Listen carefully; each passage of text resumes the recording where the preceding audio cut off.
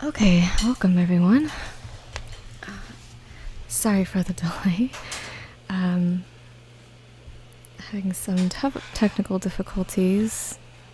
But yeah, thank you for joining me. So, before we get started reading XKCD's What If scenarios, I just want to make a quick announcement here for my official live streaming video tomorrow. We're going to be doing a play along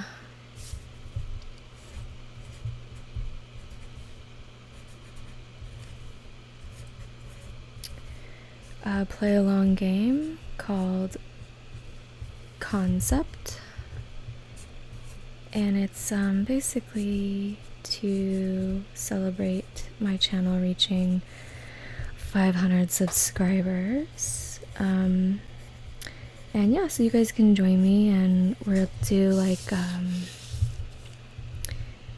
it'll be fun. You can actually play in the comments.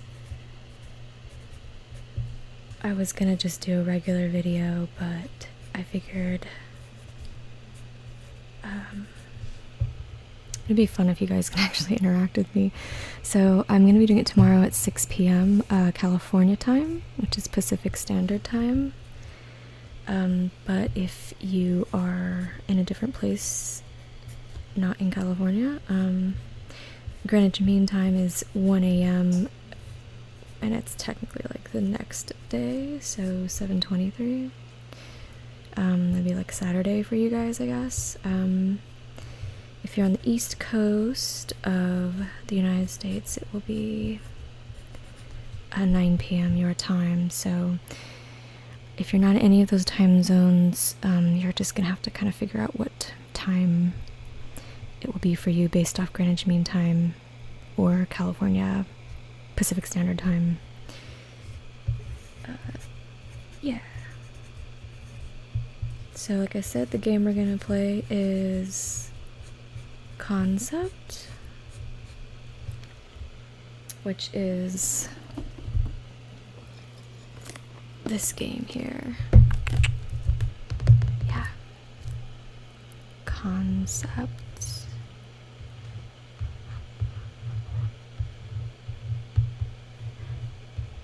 Yeah, it should be fun.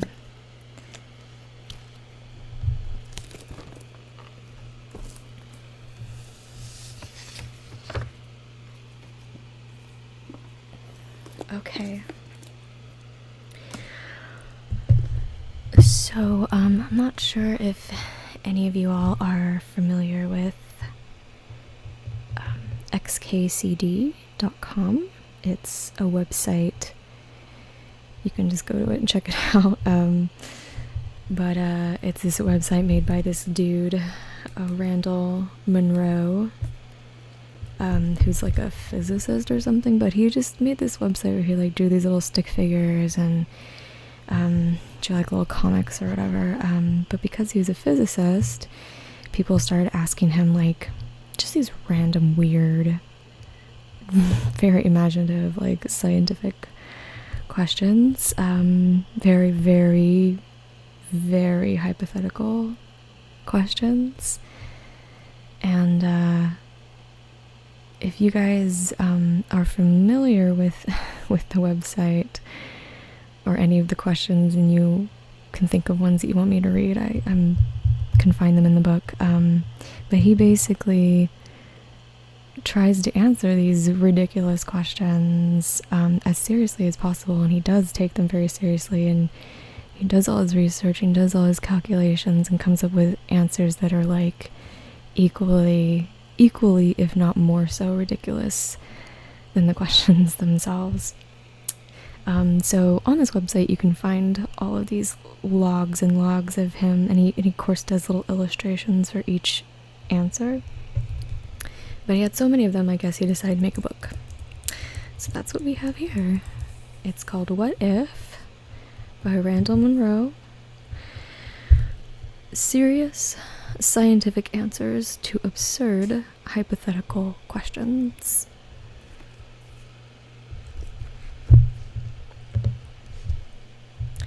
And if you guys have any questions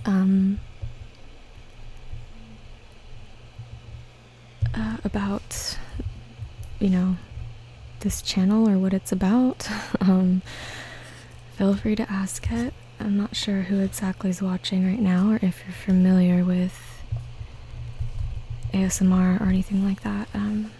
But okay, well, let's see which ones. I'm just gonna kind of flip through this to see which one I should do first.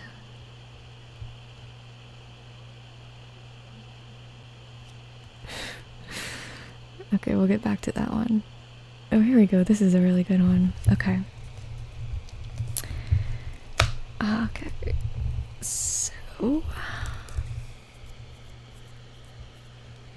I'm gonna just I feel like my microphone's making a lot of noise. I'm gonna move it. Like, let me just adjust it really quick.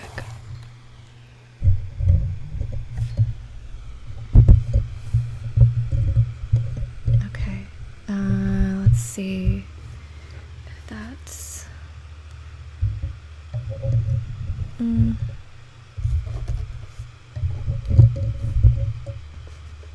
okay, that's better.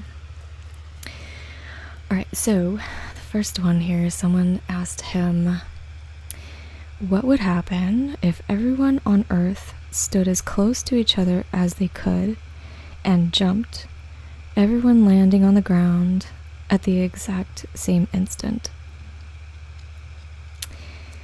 Okay, so his answer is, this is one of the most popular questions submitted through my website.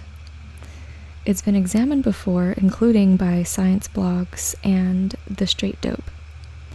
They cover the kinematics really well. However, they don't tell the whole story. Let's take a closer look. At the start of the scenario, the entire Earth's population has been magically transported all together in one place. This crowd takes up the area the size of Rhode Island, but there's no... That's actually really surprising. If you took everyone on the planet and made them stood next to each other, it would only take up the space of Rhode Island. That's actually, yeah, I thought it would be bigger than that. I thought we would take up more space than that. Okay, so, but there's really no reason to use the vague phrase, an area the size of Rhode Island. This is our scenario. We can be specific. They're actually in Rhode Island. At the stroke of noon, everyone jumps. As discussed elsewhere, it doesn't really affect the planet. Earth outweighs us by a factor of over 10 trillion. On average, we humans can vertically jump maybe a half meter on a good day. Even if the Earth were rigid and responded instantly, it would be pushed down by less than an atom's width. So his answer is, if everyone gets together and jumps at the same time, nothing happens. We have no effect at all. But then our lovely author decides to really follow this scenario through as if it were actually the case. So he traces out the fallout of such a scenario as the following. Next, everyone falls back to the ground. Technically, this delivers a lot of energy to the Earth, but it's spread out over a large enough area that it doesn't do much more than leave footprints in a lot of gardens. A slight pulse of pressure spreads through the North American continental crust and dissipates with little effect. The sound of all those feet hitting the ground creates a loud, drawn-out roar lasting many seconds. Eventually, the air grows quiet. But our scenario is not done. So the little guys, everyone standing here is like, why did we do that? Is this Rhode Island? Seconds pass. Everyone looks around. There are a lot of uncomfortable glances. Someone coughs. Someone says, "Well, I should be getting back to Dublin." Someone else says something in some other language here. A cell phone comes out of a pocket, and within seconds, the rest of the world's 5 billion phones follow. All of them, even those compatible with the region's towers, are displaying some version of no signal. The cell networks have all collapsed under the unprecedented load. Outside Rhode Island, abandoned machinery begins to grind to a halt. The TF Green Airport in Warwick, Rhode Island, handles a few thousand passengers a day, assuming they've got things organized, including sending out scouting missions to retrieve fuel. They could run at about 500% capacity for years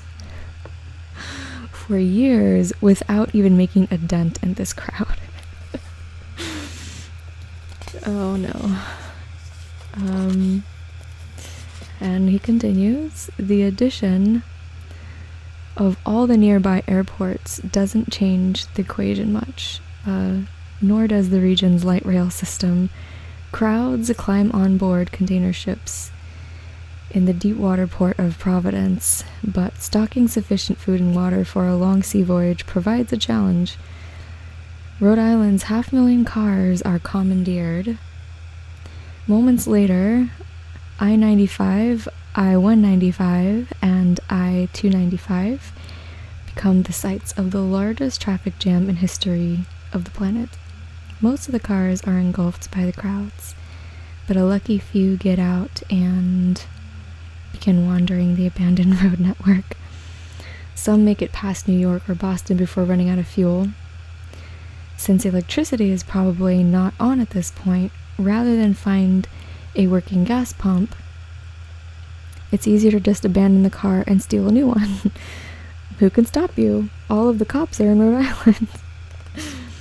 The edge of the crowd spreads outward into southern Massachusetts and Connecticut. Any two people who meet are unlikely to have a language in common, and almost nobody knows the area. The state becomes a chaotic patchwork of coalescing and collapsing social hierarchies. The violence is common. Violence is common.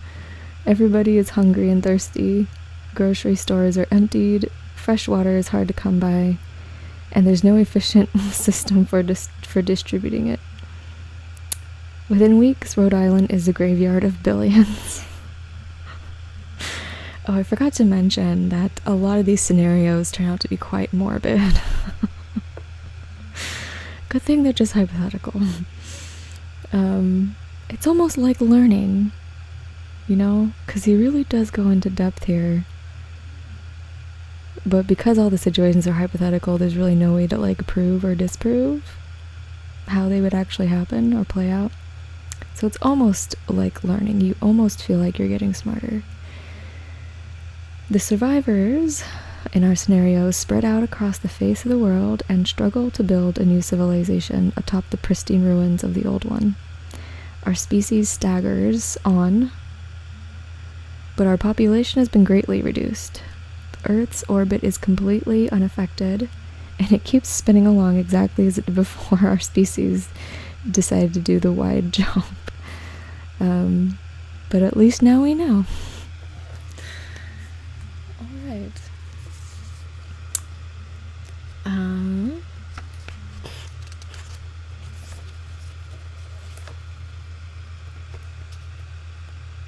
So I'll just keep picking another random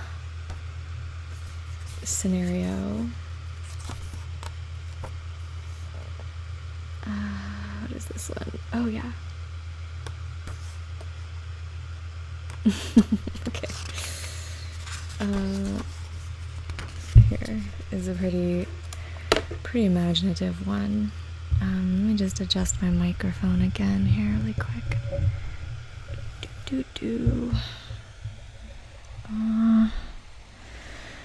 I don't feel like there's any comfortable place I could put this.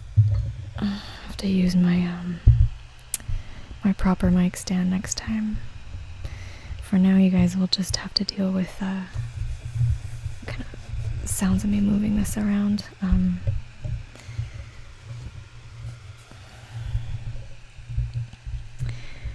Okay, so the next question we have here is, what would happen if a hairdryer with continuous power were turned on and put in an airtight 1 by 1 by 1 meter box? Okay, so our answer is a typical hairdryer draws 1,875 watts of power. All 1,875 watts of power have to go somewhere. No matter what happens inside the box, if it's using 1,875 watts of power, eventually there will be 1,875 watts of heat flowing out. This is true of any device that uses power, which is a handy thing to know. For example, people worry about leaving disconnected chargers plugged into the wall for fear that they are draining power. Are they right? Heat flow analysis provides a simple rule of thumb. If an unused charger isn't warm to the touch, it's using less than a penny of electricity a day. For a small smartphone charger, if it's not warm to the touch, it's using less than a penny a year. This is true of almost any powered device. But, back to the box. Heat will flow from the hairdryer out into the box. If we assume the dryer is indestructible, the interior of the box will keep getting hotter and hotter until the outside surface reaches about 60 degrees Celsius, which is 140 degrees Fahrenheit. That's really fucking hot.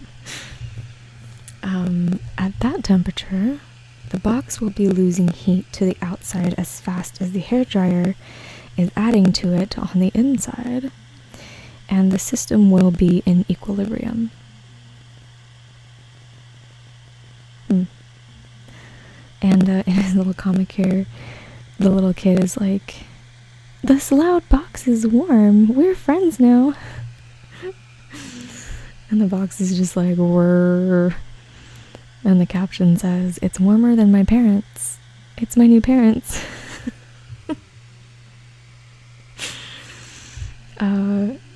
Yeah, good sense humor too.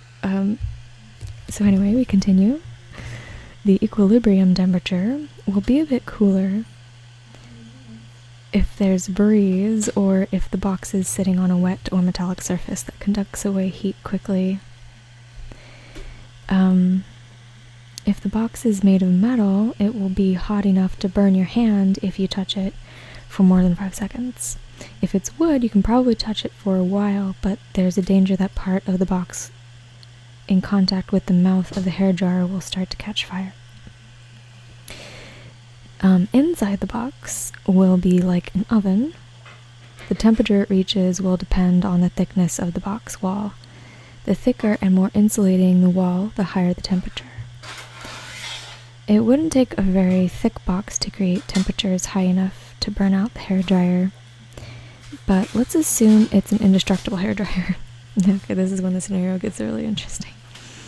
So let's assume that we have an indestructible hairdryer, and if we have something as cool as an indestructible hairdryer, it seems like a shame to limit it to just 1,875 watts. Yes, our author often takes liberties with the suggested hypothetical scenarios. So with 18,750 watts flowing out of the hairdryer, so he just basically multiplied it by 10, the surface of the box reaches over 200 degrees Celsius, which is 475 degrees Fahrenheit, as hot as a skillet on low or medium heat. And our little kiddo here is saying, "Loud box is making breakfast." And now it looks like there's some bacon and eggs frying on the top of the box. And the box is still saying whir. I wonder how high this dial goes. And it looks like from the illustration we are cranking it up to 187 kilowatts now.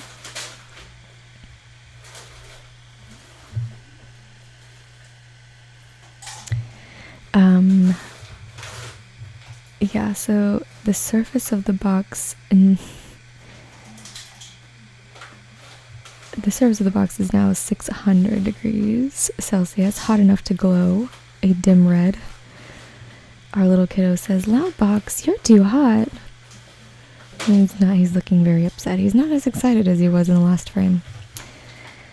If it's made of aluminum, the inside is starting to melt. If it's made of lead, the outside is starting to melt. If it's on a wood floor, the house is on fire. But it doesn't matter what's happening around it. That wasn't a part of the question. The hairdryer is indestructible. That's right, the hairdryer is indestructible. It will keep going. No matter the amounts of devastating destruction that are taking place around this hairdryer. 2 megawatts pumped into a laser is enough to destroy missiles.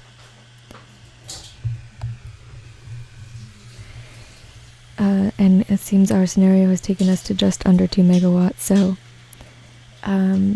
we are at 1.87 megawatts on our dial, and that would be at 1300 degrees Celsius. The box is now the temperature of lava, and our child is running away screaming. One more notch. This hairdryer is probably not up to code. That's very likely. Now 18 megawatts are flowing into this box. And it's glowing here. The surface of the box reaches now 2400 degrees Celsius. I have no idea what that is in Fahrenheit, but I guess that doesn't really matter at this point. It's really fucking hot. If it were steel, it would have melted by now. If it's made of something like tungsten, it might conceivably last a little longer. But just one more notch and we'll stop. But I think our author has a hard time keeping his promises. This much power, 187 megawatts, is enough to make the box glow white. Not a lot of materials can survive these conditions, so we'll have to assume the box is also indestructible. And now the floor is made of lava. Unfortunately, the floor is not indestructible, so before it can burn its way through the floor, someone throws a water balloon underneath it. The burst of steam launches the box out of the front door and onto the sidewalk.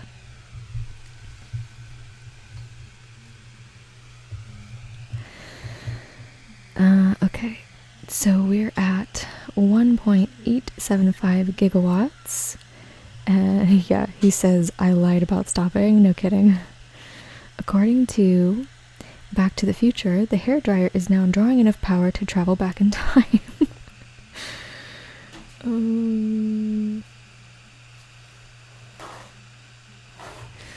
Alright, so now our box is blindingly bright and you can't get closer than a few hundred meters due to the intense heat.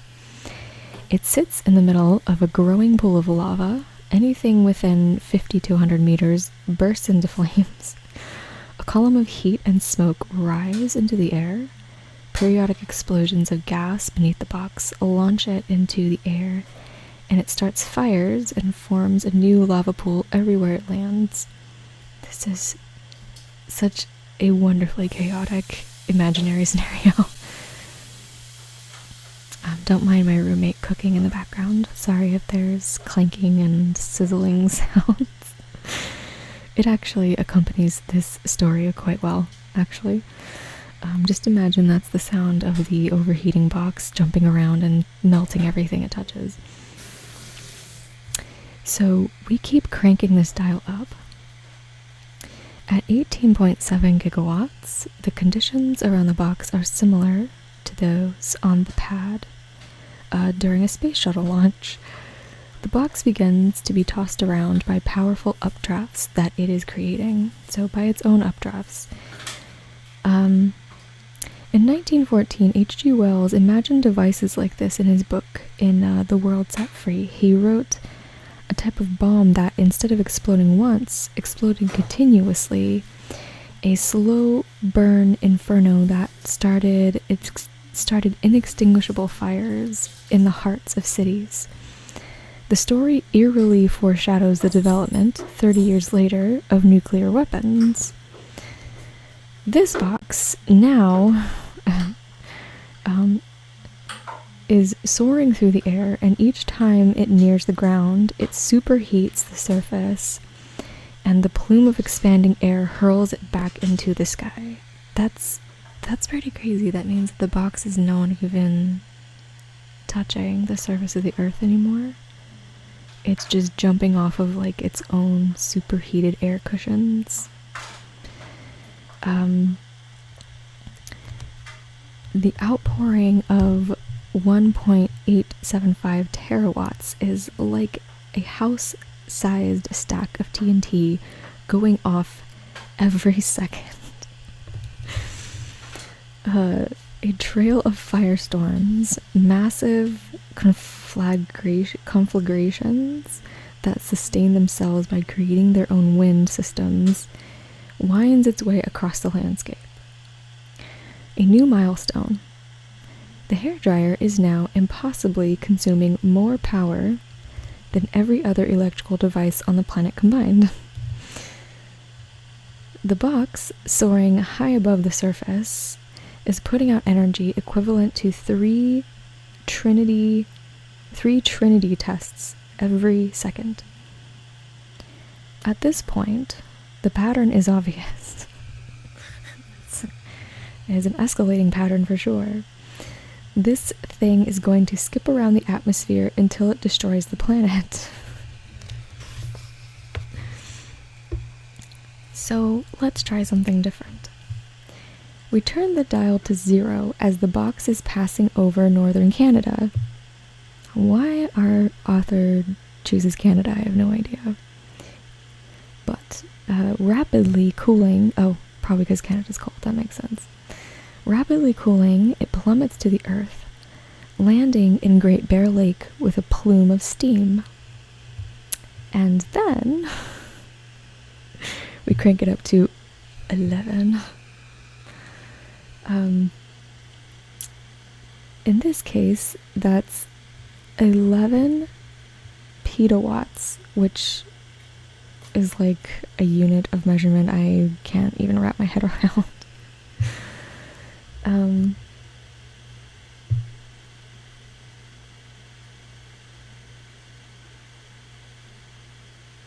So he has some brief story here. Okay, so a brief story.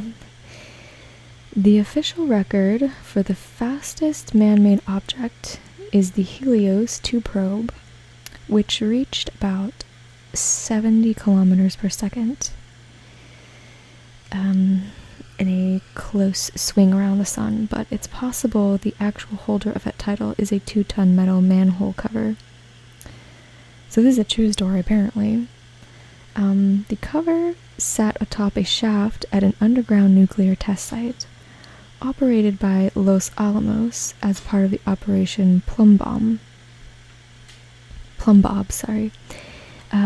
the 1 kiloton nuke went off below, the facility effectively became a nuclear potato cannon. That really paints a picture. Giving the cap a gigantic kick. A high-speed camera trained on the lid caught only one frame of it moving upward as it vanished, which means it was moving at a minimum a minimum of 66 kilometers per second. The cap was never found. Now, 66 kilometers per second is about 6 times escape velocity, but contrary to common speculation, it's unlikely that the cap ever reached space. Newton's impact depth approximation suggests that it was either destroyed completely by the impact with the air or slowed and fell back down to Earth. So, when we turn our hairdryer back on, our reactivated hairdryer box bobbing in the lake water undergoes a similar process. There was a point to this story. The heated steam below it expands outward as the box rises into the air, and the entire surface of the lake turns to steam. That's how hot this thing is. The entire surface of the lake turns to steam. The steam, heated to plasma by the flood of radiation, accelerates the box faster and faster. Rather than slam into the atmosphere like the manhole cover, the box flies through a bubble of expanding plasma that offers little resistance. It exits the atmosphere and continues away, slowly fading from the sun to a dim star. Slowly fading from second sun to dim star. Much of the Northwestern Territory, most of the Northwestern Territories are burning. But the Earth has survived. However, we may wish we hadn't. And it looks like somebody got their power bill after this hypothetical scenario. I would think the power bill would be a lot longer than that. It would probably just be like draped across the floor, going across this way.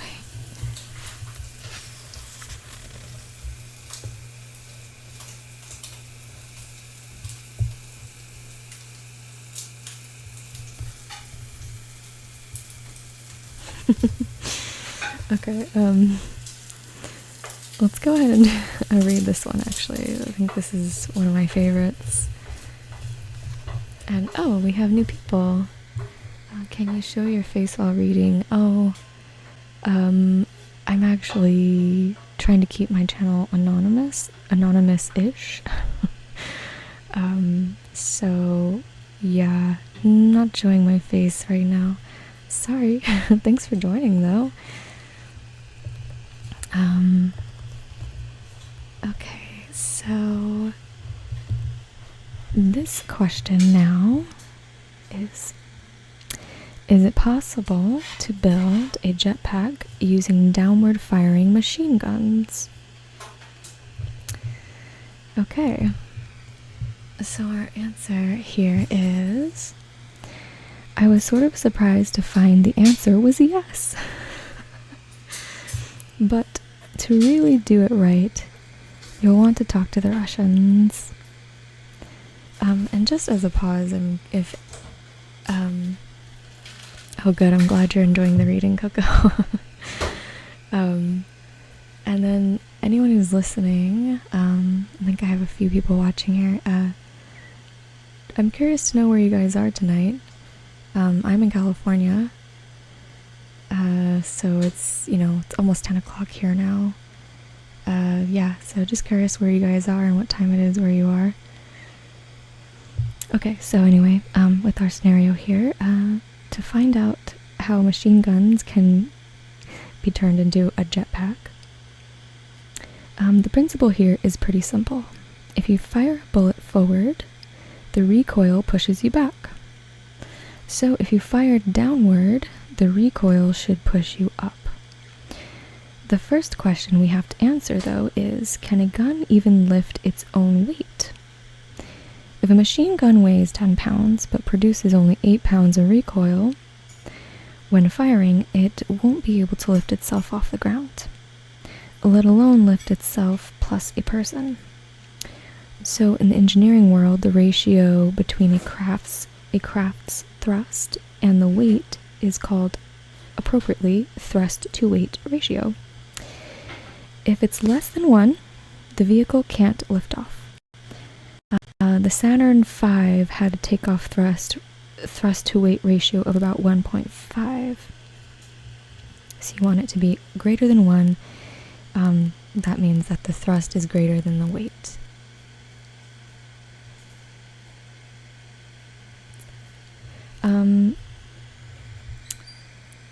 Yeah, so despite growing up in the South, and this is the author speaking, not me, despite growing up in the South, I'm not really a firearms expert.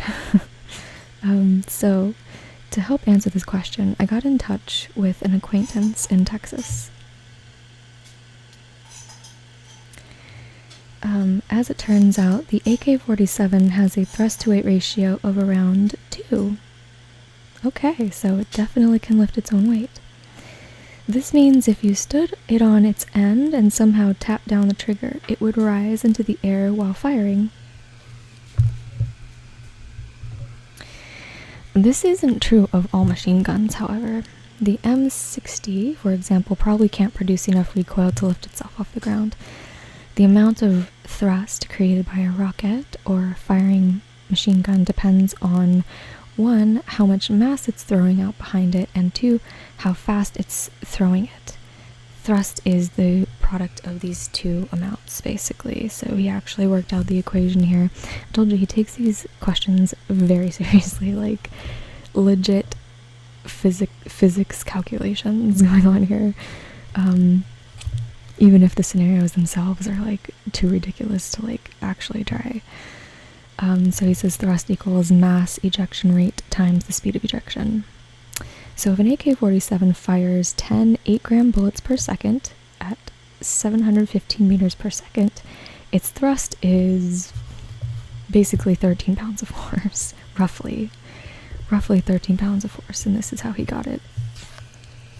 So, since the AK-47 weighs only 10.5 pounds when loaded, it should be able to take off and accelerate upward. In practice, the actual thrust would turn out to be up to around 30% higher. The reason for this is that the gun isn't spitting out just bullets, it's also spitting out hot gas and explosive debris. The amount of extra force that this adds varies by gun and cartridge. The overall efficacy also depends on whether you eject the shell casings out of the vehicle or carry them with you. Obviously that would add to, well, the weight would be reduced. I asked my Texan acquaintances if they could weigh some shell casings for my calculations. When they had trouble finding a scale, I helpfully suggested that given the size of their arsenal, really they just need to find someone else who owned a scale. Right.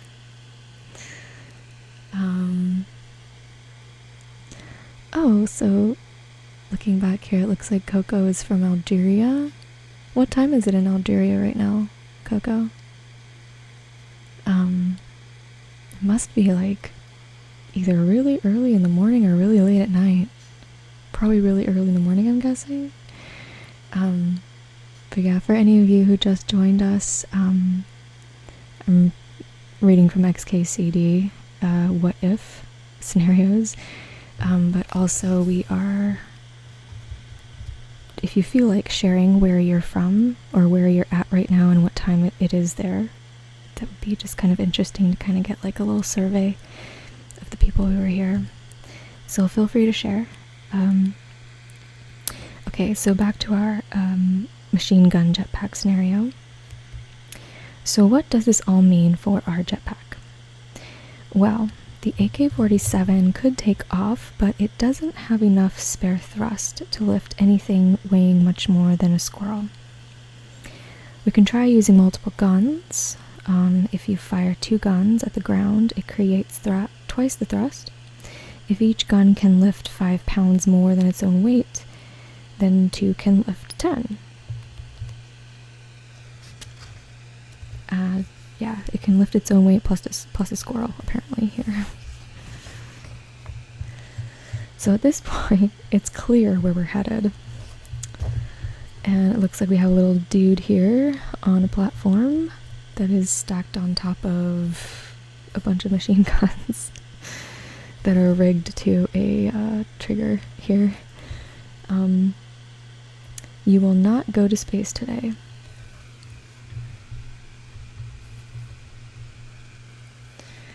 Oh, it's 6 in the morning. Oh, I don't know if you stayed up really late or if you just got up really early, but I'm glad you're here. Okay, so if we add enough rifles, the weight of the passenger becomes irrelevant. It spreads over so many guns that each one barely even notices.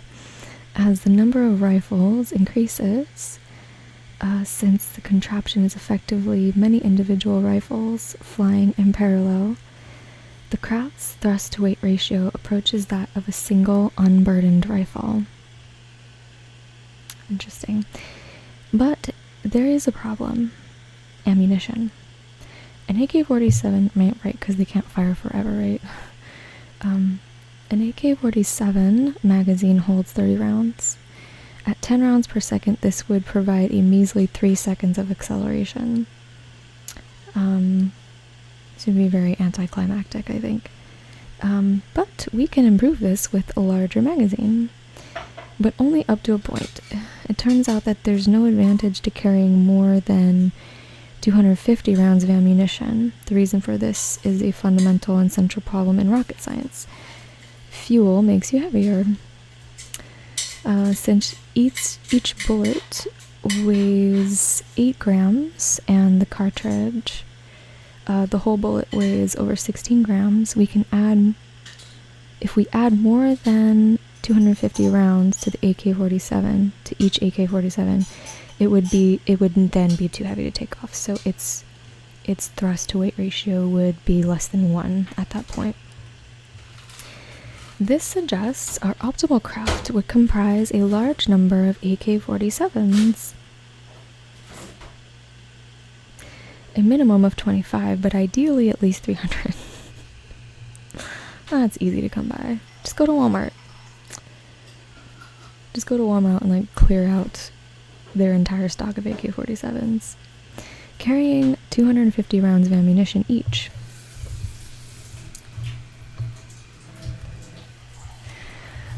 So the largest versions of this craft would accelerate upward to vertical speeds approaching 100 meters per second, climbing over half a kilometer into the air. That's pretty impressive. I don't know what you would do after your bullets ran out. You would just plummet back down to the earth with a bunch of unloaded AK-47s. So we've answered Rob's question. With enough machine guns, yes, you could fly. But our AK-47 rig is clearly not a practical jetpack. So we can do better. My Texas friend suggested a series of machine guns, and I ran the numbers on each one. I told you he was thorough, though. He really is. This guy's got a lot of time on his hands. So he ran the numbers on each one. Some did pretty well. The MG42 is a heavier machine gun and had a marginally higher thrust-to-weight ratio than the AK-47. Then we went bigger. The GAU-8 Avenger fires up to 61 pound bullets per second. Holy shit. 1 pound bullets per second. It produces almost 5 tons of recoil force, which is crazy considering that it's mounted in a type of plane, an A-10 Warthog, whose engines produce only 4 tons of thrust each. So if you put them in one aircraft and fired both guns forward while opening up the throttle, the guns would win and you'd accelerate backwards in your airplane. That's pretty insane. To put it another way, if I mounted a GAU-8 on my car, I like this guy's thinking, and put the car in neutral. Sorry. Put the car in neutral and started firing backwards from a standstill. I would be breaking the interstate speed limit in less than 3 seconds.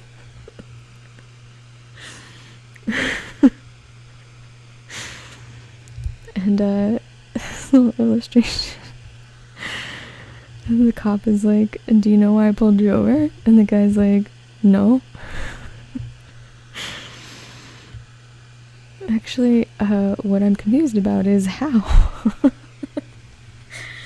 Then how did you pull me over? Okay, sorry, too much laughing. As good as the gun would be as a rocket pack engine, the Russians built one that would work even better.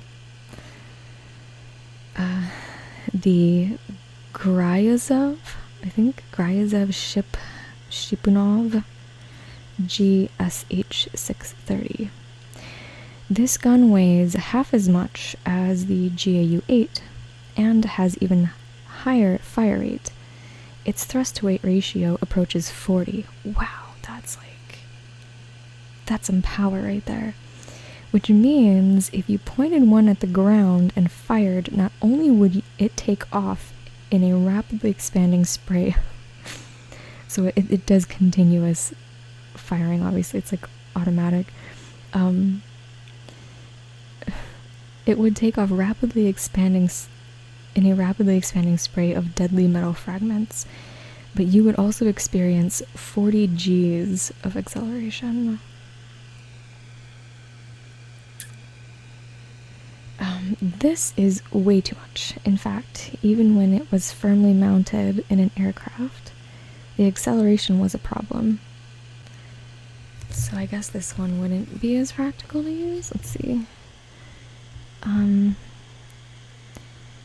But if you somehow braced a human rider and made the craft strong enough to survive the acceleration, wrapped this gun in an aerodynamic shell and made sure it was adequately cooled, you could jump mountains. Wow. So here's a quote here by George Gorbel. "The recoil still had a tendency to inflict damage on the aircraft. The rate of the fire was reduced to 4,000 rounds a minute, but it didn't help much. Landing lights almost always broke after firing. Firing more than about 30 rounds in a burst was asking for trouble from overheating." Yeah, so too much power starts to become a problem because you can't control it. Yeah, let me, let's see.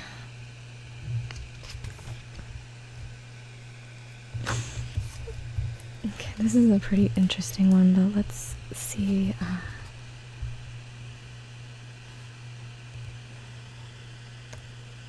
Which one we should read next here? I'm actually getting really hungry.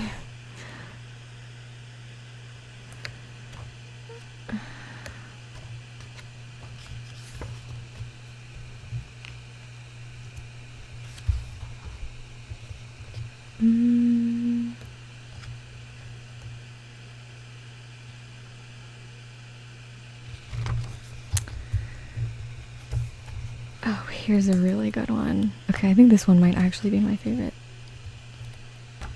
Wait, what's this one? Okay, I'm gonna read this one and then I'm gonna have a little snack and then I'll read another one after that. Not sure how long I really wanted to go with this, but I'm having a good time. So, okay. And I said this earlier, but I guess it's worth repeating. It looks like we have some new people in our chat room here, or who have joined us. If any of you want to share where you are and what time it is, I think it would just be interesting to know who's watching, where they are, and what time it is where they are. I'm in California, and it's a little past 10 p.m. here. So our next question is, what if a glass of water was all of a sudden literally half empty? And so what the question asker here means, just so I can clarify, just in case so you guys understand, is literally half empty, meaning that there's literally no molecules in half of the glass. Like, just there's just suddenly like this void of like non-material, no material at all.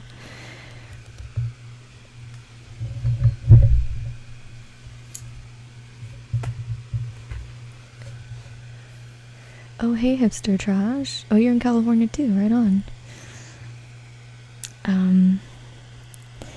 So the answer to our question here is the pessimist is probably more right about how it would turn out than the optimist. The proverbial pessimist and optimist, right? When people say the glass is half empty, they usually mean